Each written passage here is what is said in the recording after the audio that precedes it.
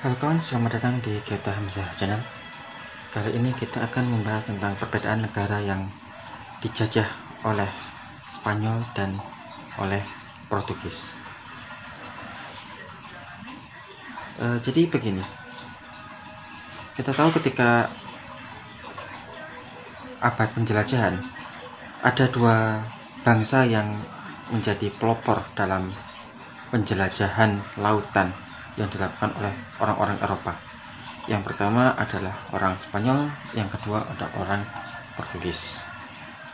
Keduanya adalah negara yang berada di semenanjung Iberia,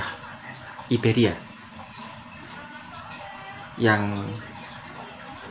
istilahnya mereka salah satu bangsa yang sangat dekat dengan masyarakat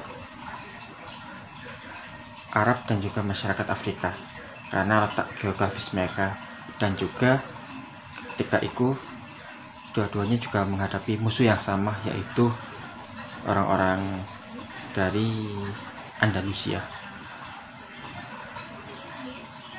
Namun apakah itu menjadi faktornya?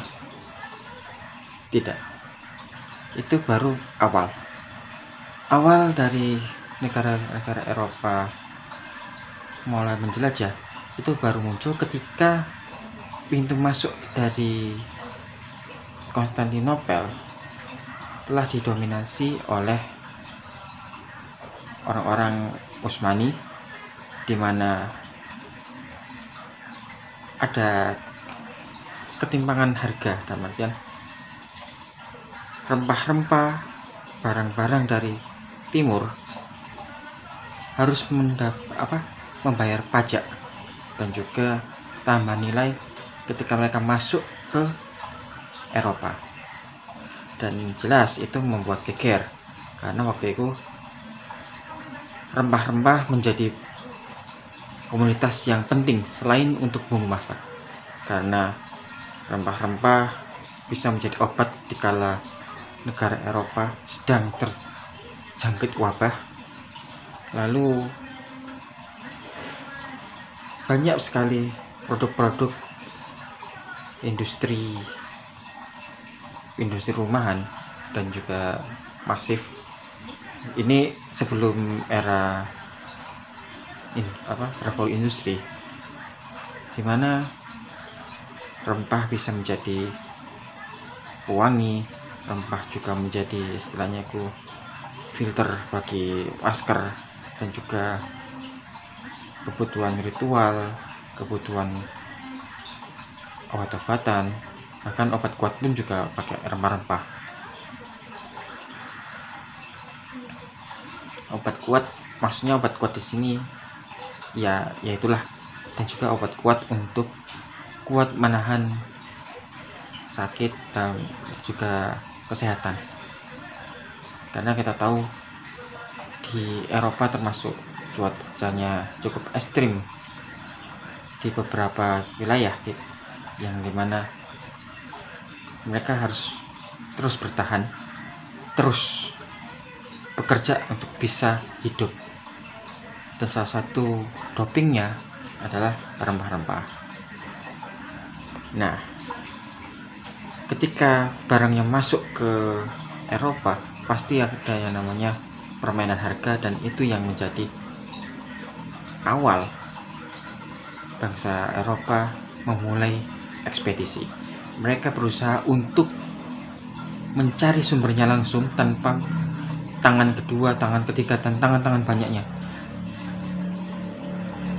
Maka perjalanan pertama dilakukan oleh Spanyol dan juga Portugis dengan jalur yang berbeda. Yang satu ke barat, satunya ke timur, di mana orang Spanyol dipimpin oleh Columbus langsung terus ke timur dan akhirnya nyasar ke Amerika yang mereka sangka itu adalah India. Sedangkan Portugis, mereka memang membutuhkan waktu panjang karena harus memutari benua Afrika kemudian nyasar lagi di sisi lainnya Afrika, nyasar lagi di kepulauan Hindia, dan akhirnya bertemu di India. Tetapi ada sedikit permasalahan, dalam artian negara-negara ataupun masyarakat yang disinggahi oleh dua negara tersebut biasanya sering mengalami konflik. Padahal negara-negara yang disambangi oleh berbagai negara tidak mempermasalahkan kedatangan mereka. Yang menjadi masalah adalah cara mereka menyambut, atau istilahnya cara mereka, orang-orang Portugis dan Spanyol itu menyikapi masyarakat yang berbeda dengan mereka. Kalau di Asia, perdagangan antar bangsa itu hal yang biasa. Tapi bagi orang Eropa itu sedikit aneh, dalam artian baru pertama kali mereka melihat orang selain dari kulit mereka, orang yang memiliki keyakinan yang berbeda, orang yang memiliki budaya yang berbeda, yang istilahnya itu mengalami benturan kultur. Dan di saat itu juga Spanyol dan Portugis adalah negara yang termasuk menjunjung tinggi 3G, yaitu Gold, Glory and Gospel, yang bisa dibilang semacam kampanye terselubung.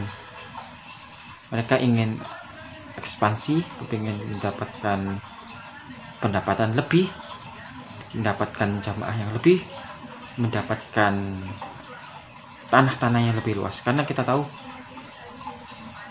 Eropa berbeda dengan Asia. Ada yang subur, tapi lebih banyak yang kurang mendukung. Di daerah Spanyol sendiri, daerahnya hampir sama, 11-12 seperti di Arab, cuma bedanya mereka sedikit lebih hijau dan ada sungainya. Dan ketika mereka datang, ibarat begini contohnya, anggap saja kawan adalah pemilik rumah dan bangsa Spanyol dan Portugis adalah tamu. Mereka datang, tok tok tok. Ini siapa? Saya, Spanyol. Ada apa? Ini rumah Anda? Iya. Ini saya jadikan rumah saya sendiri ya. Nah, itu kira-kira contohnya seperti itu. Jadi ketika mereka datang, mereka langsung mengklaim bahwa tanah ini adalah milik Portugis dan juga Spanyol tanpa berbicara kepada yang punya. Seperti yang ada di di kepulauan Karibia, yang ada di Afrika, yang ada di India, yang ada di Malaka, dan itu juga pernah terjadi di Maluku. Cuma bedanya kalau di Maluku mereka datang di saat konflik. Jadi istilahnya mereka cari backing-backingan lah, pihak mana yang menguntungkan mereka. Sedangkan beberapa negara atau beberapa daerah tidak seberuntung yang lain. Di Malaysia, mereka yang dulu namanya Malaka, mereka cukup kuat, tetapi